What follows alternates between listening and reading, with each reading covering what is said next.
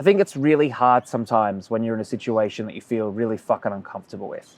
You know, whether or not you're in a social situation or a life situation or a workplace situation or a health situation, that more often than not, we can feel really goddamn right down uncomfortable with that situation and really try and overcome it and try and circumvent the emotion so we don't necessarily have to feel that uncomfortable.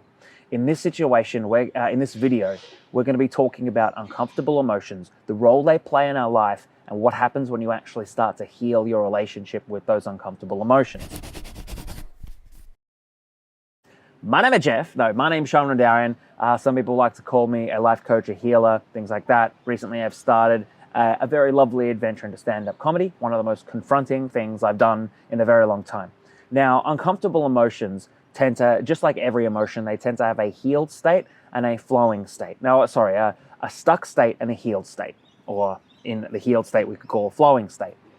Now, a stuck state is something where we're avoiding the feel of how that emotion is. For example, you could be in a stressful situation, and rather than letting yourself experience a stressful situation or seeing it for how it actually is, we can avoid it and just let ourselves be, and we're avoiding the situation because we're avoiding the stress. Our relationship with the situation is also our relationship with the emotions.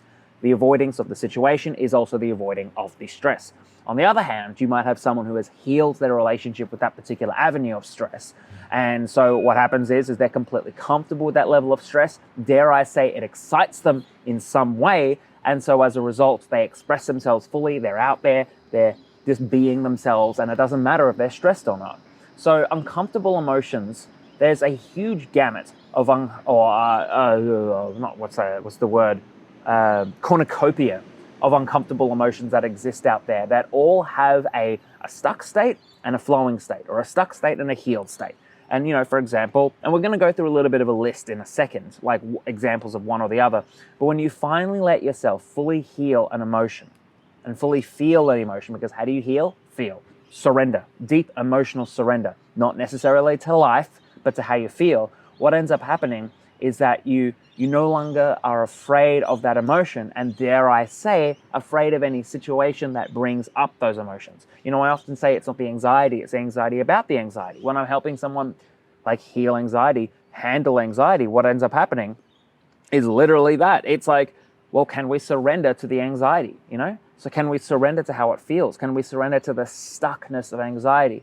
So you might be in a situation where you feel like you're in Captain Struggle Town. Well, rather than avoiding the situation, can we surrender to the struggle? What ends up happening is that we start to let the cycle to start. We start to let the cycle to run its course. And then what ends up fucking happening is the emotion runs out. And then once it's completed its cycle, we learn from it, and our body knows how to handle it next time. I don't know why this isn't more popular. It's like a cheat code. It's a fucking cheat code to life. You know, there was once a time where I was surrendering to stress, this intense amount of stress in my life. And then I finally realized, hey, wait a second. There is a level, my cycle completed itself. There's a level that, that it was excitement, and everything above that level, I classed as stress. So suddenly, whenever I was stressed, I realized in many ways, or in some ways, I was actually just really fucking excited. Now, can you imagine, for example, someone who's about to do a public speaking gig? Oh, there's two people about to do a public speaking gig. The first person goes on stage and is telling them they're stressed. They're stressed. I hate fucking feeling stressed. Oh my God, I'm fucking stressed. Oh. And then we have, on the other hand, we have someone who is excited. They go up, they're like, I'm excited, I can't wait, I'm impatient, let's go. I can't wait to get up on stage, let's express ourselves, let's do the things. Who's gonna be more captivating? Dare I say, the excited person. That is, unless you wanna see someone fail, then you're excited by the stressed person, you fucking, not word sociopath, you masochist. So healing these emotions, leaning into the uncomfortableness, this discomfortable feelings, and letting yourself fully feel the emotions underneath transmutes them always to a flowing state, a healed state, rather than a stuck state. Why are they stuck? Because we generally are avoiding those emotions. Public speaking is a fantastic example, but the same thing applies to relationships, your health, your career, it's everything. Everything where you exist in can be healed. And as the rule goes, bad goes to good, good goes to great, great goes to amazing. So let's have a list here of stuck emotions versus healed emotions. So we had a good one. Stress can be stuck, and stress, when healed, can turn into excitement. We already said that before. You have anxiety. Anxiety also can turn into excitement. You know, we often call things that are excitement above a certain level anxiety.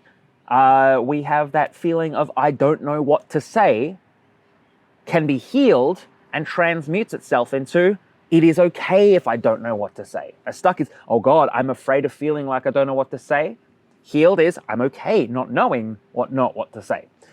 We have, I don't know how to make money. You know, often we have that all-consuming thought. It's a thought that floods our mind, that we're like, oh God, how am I going to pay this thing? How am I going to do this thing? How am I going to achieve this thing? Now, what ends up happening, and I've worked with people in business to see that they're like, oh God, I don't know how I'm fucking going to handle this situation.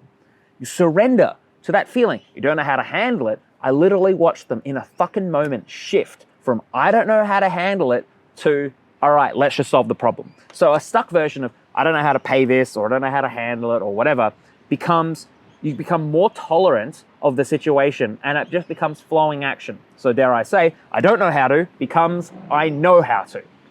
That's I love the one I can't. When people say I can't do this, I can't becomes I can or I'm able to. Doesn't always mean that you have to, but suddenly you're able to when the situation calls on it. Like, for example, you're intimate with your partner. I can't attract them. But also what ends up happening is when you can, sometimes you let go of the desire. I find that is very common in like attraction situations or dating situations or relationship situations.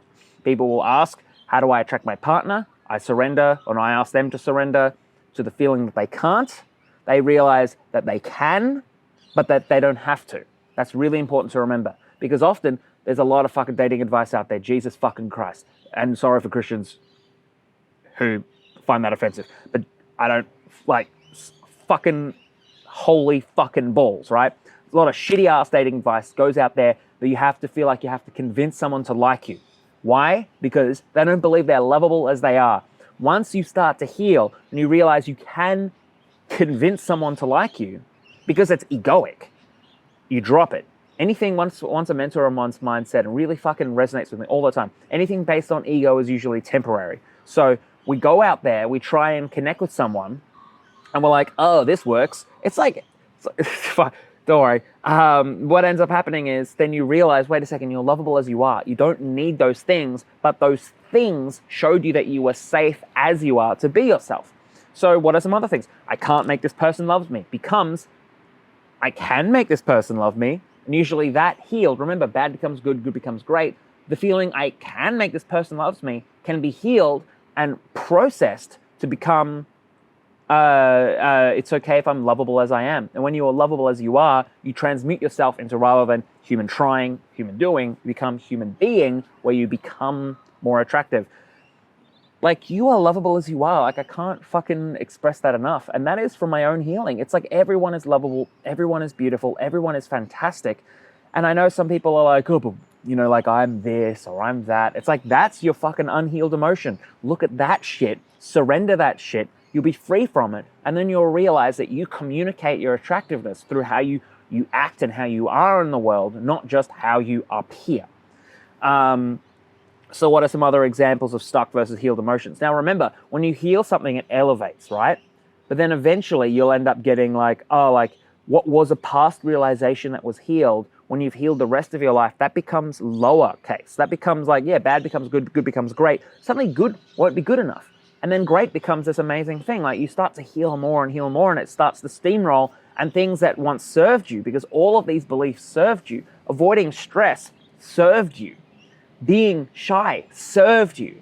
Being stuck served you. All of this stuff should not be condemned. But if you want to, surrender to the fact that you condemn it. You'll run your cycle. You'll realize, wait a second, I needed that. I needed to be ashamed. I needed to be anxious. I needed to be hurt because I needed some time. You know, I healed my own depression this way. And when I healed, you know, my cycle ended, I realized, Jesus Christ. Again, sorry, Christians. Jesus fucking Christ. Sorry, Christians. That my depression was actually deep introspection. That I needed to be alone to think. And now I don't class myself as having depression, but I get depressed because really I need to think. I need to be down. I need the weight of the world so I can feel myself and understand myself and know myself. So depression becomes introspection, if we want to talk about stuck versus healed, or depression becomes boredom.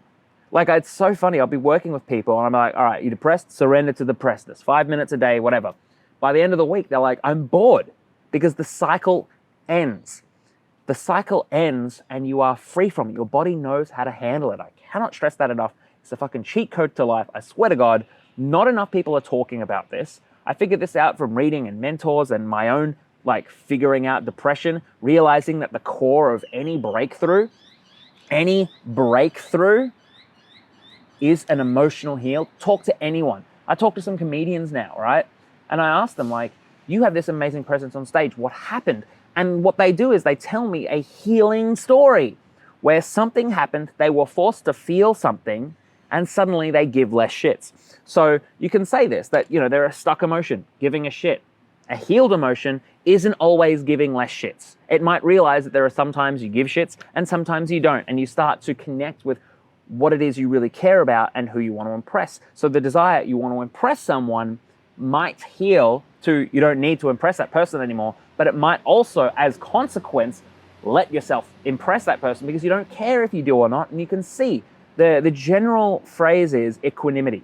You know, it's equanimity. It's your equanimous.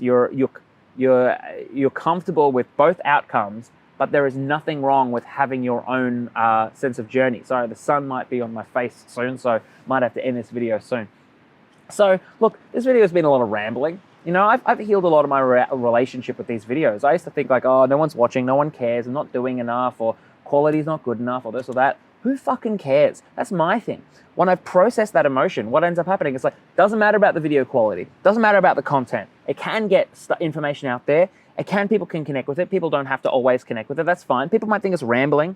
I think it's really powerful to be, like, you know, like, challenged, and you want these big dreams and goals and stuff like that. But also those goals can be so fucking debilitating. If you are crushed under the weight of your own desire, guess what? That's fucked.